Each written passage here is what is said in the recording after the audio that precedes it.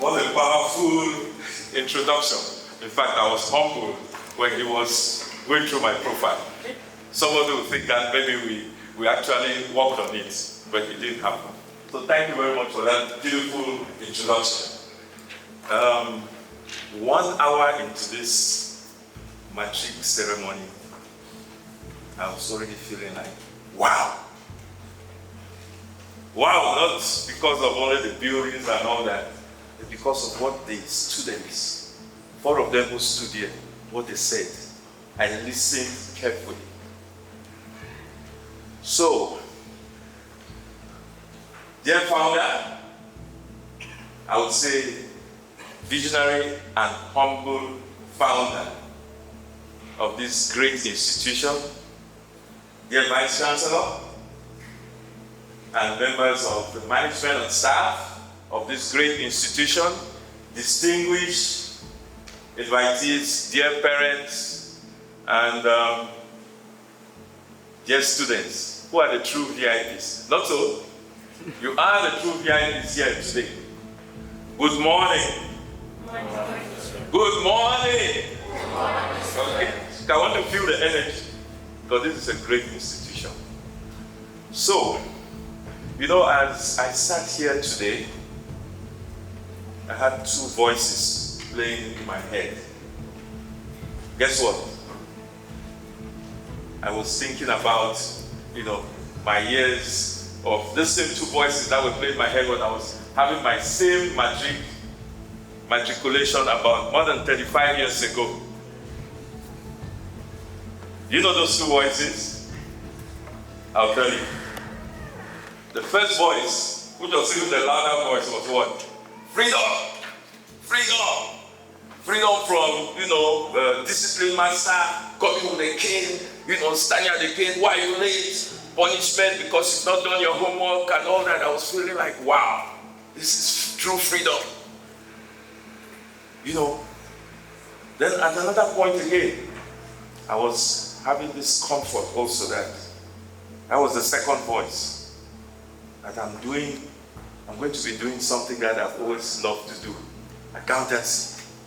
But I'll tell you, when I was doing this I registered to do accounting. It was not because I actually knew exactly what it entailed. I had a conception that accountancy was going to make me have a lot of money. That I was going to be rich. So, when I started school, and I'm going to tell you a little story. So when we started university, the first 2 weeks, although those 2 voices were playing in my head, that conviction of reading what I love was becoming stronger. So 2 weeks down into school, going to lectures, doing everything very well, and then one fateful day, I overslept. I slept and woke up and I realized that everybody had gone to school, gone for lectures. And then I went for lectures in the afternoon. And guess what? Nobody disciplined me. I was like, wow, so this is it. The following day I tried it again. I said, let me test this again. So I decided this one was not deliberate. This was now deliberate. The first day was not deliberate. But that other voice started playing in my head now. Ooh, this freedom. So I went down I decided to go late. Nobody said anything to me. I was like, wow. Then, I thought I could be smart. So I looked around some of my classmates, university mates. I chose somebody who was, I had watched all my mates. This guy who was so focused. Attending lectures, taking notes and everything. I said, that guy will be my friend. Do you know why? Because I wanted to be getting the notes from him so that I can be a bit more creative. So when he goes to lectures, I would come now, collect the notes and then write. And then I created some new space for myself where I could watch TV, watch movies on TV and all that. So I was happy about that.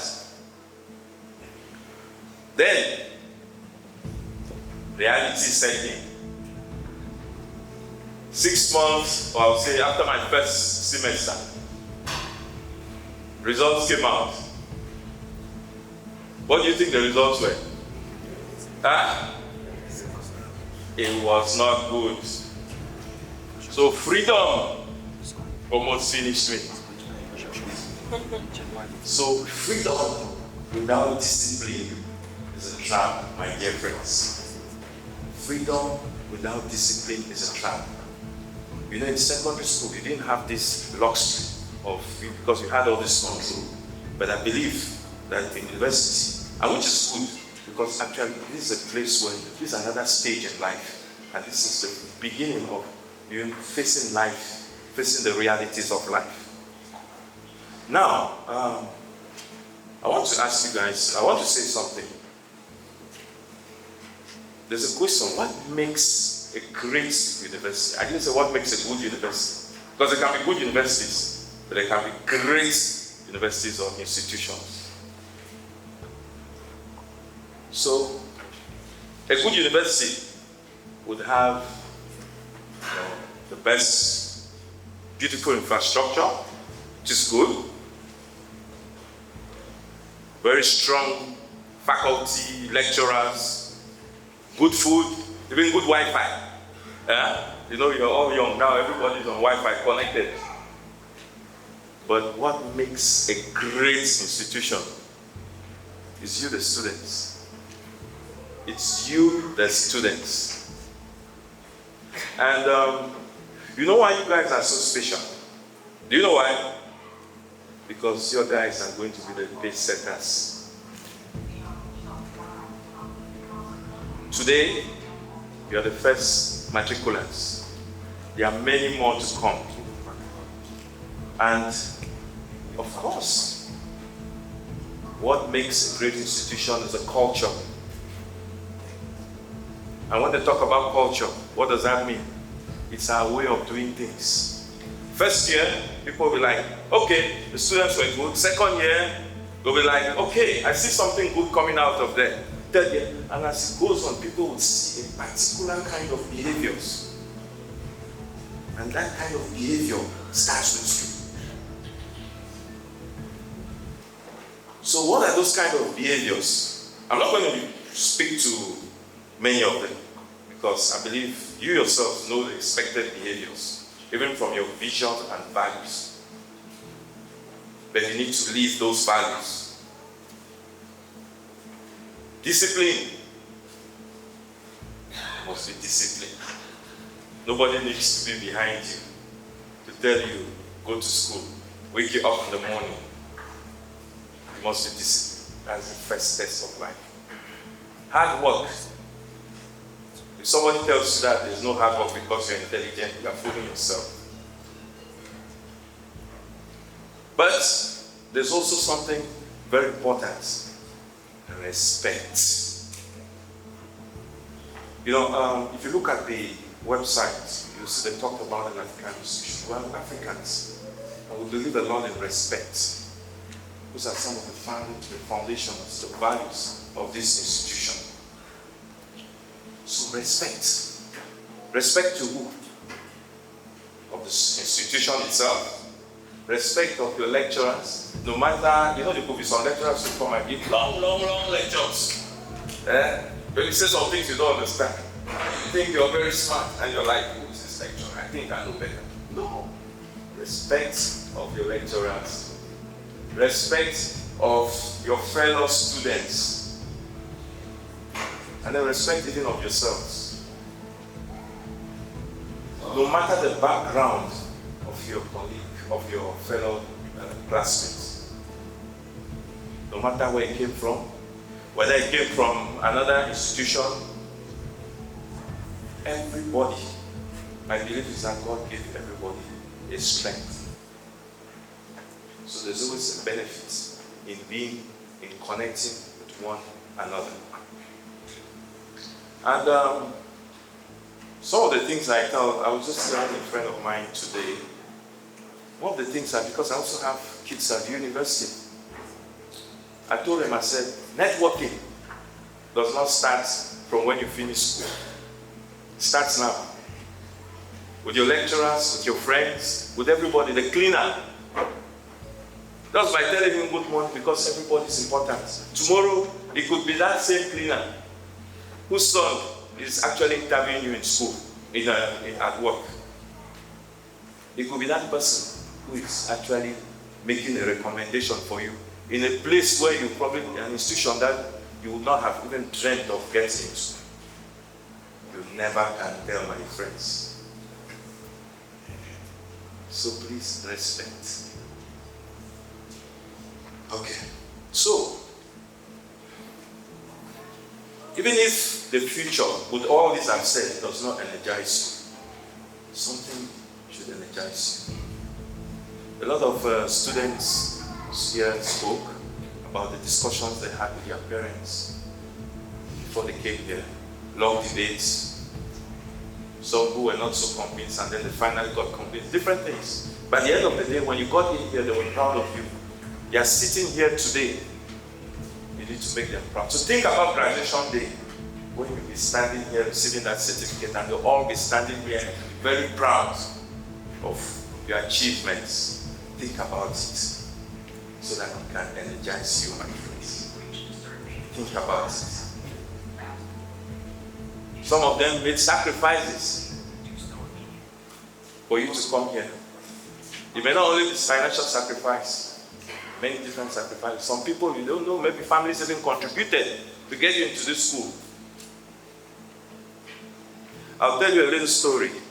There's this friend of mine, he's a driver. He told me something. He said when he lost his parents, he had to step out of school so he could sacrifice for the younger ones to go to school. He went to university. One of them is I think he's a doctor. I don't know if he's a medical doctor, but he works in an international institution. This is a true story by him. And this guy works in an institution, an international institution in some other country, taking care of the whole family. You see this driver, you see his suits, you see the way he dresses, and he's all proud. And he proudly tells people that it is my sweat that did this. My sacrifice did not go for nothing. So please, my dear friends, for those who sacrifice for you, let it not go for nothing. Think about graduation day. Another thing I'm going to tell you guys is, today we live in there's a word we use, VUCA. VUCA word. VUCA is actually an acronym. It's volatile, there's so much uncertainty, there's complexity, there's ambiguity. Things are happening fast, especially with technology. If you could just go back 5 years ago, technology, and then today, what is happening? Today we're talking about AI and all that. So it's not just only about the academic work that you're doing. While that is very important, you need to also try to get acquainted with what is happening. Read widely. So it's not only about networking, it's not about it is about also trying to understand your environment, because it's moving very fast and you need to be relevant in the system. Because if you're not relevant, then the system will throw you out. So while you're all very smart and working to excel in whatever subjects, or I would say courses or degrees that you're reading, take that into consideration. Even at my own age, I realized I had to step up with AI. Because without AI, I'll probably be behind. Not AI to use to help you in your exams. It's being able to know about, because I'll call that plagiarism. It's being able to understand the new technologies and then adapt. So that when you're out of school, you're able to face the next stage in life.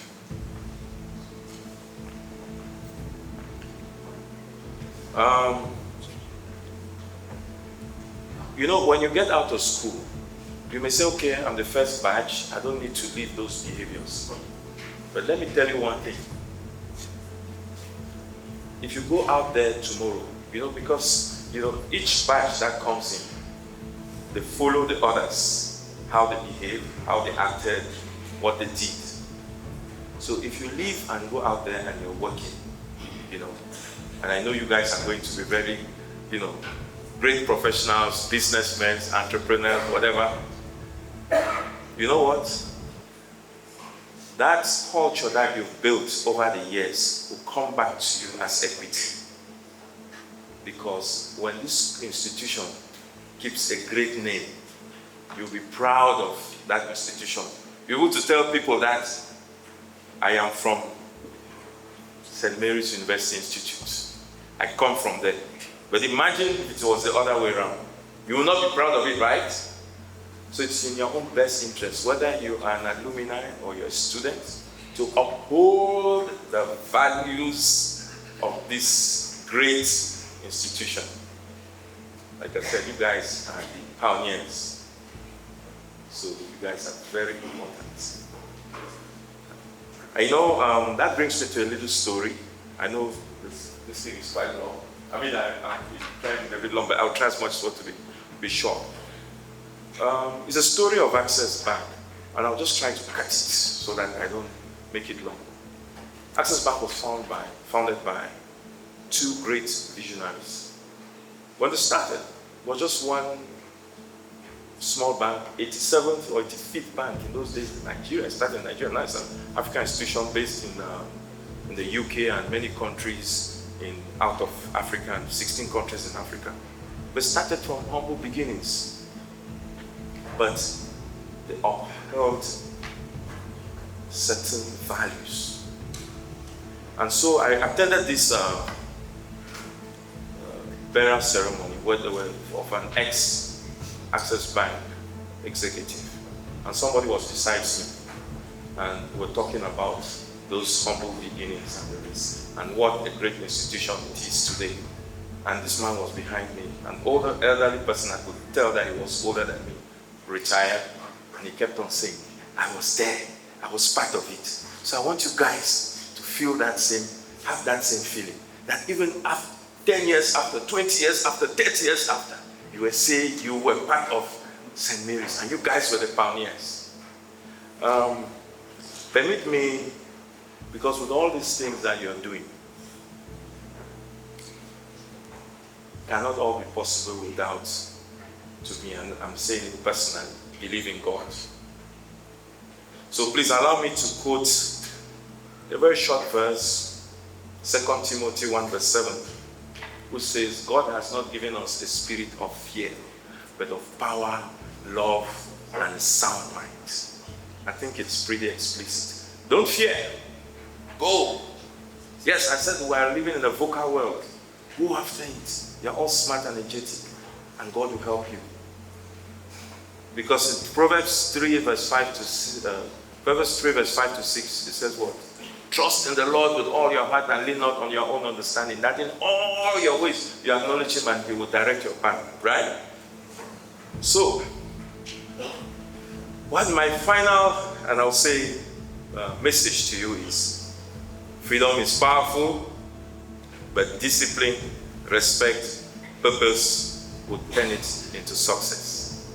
Congratulations to you, the VIPs, dear matriculants today, and God bless you. Thank you.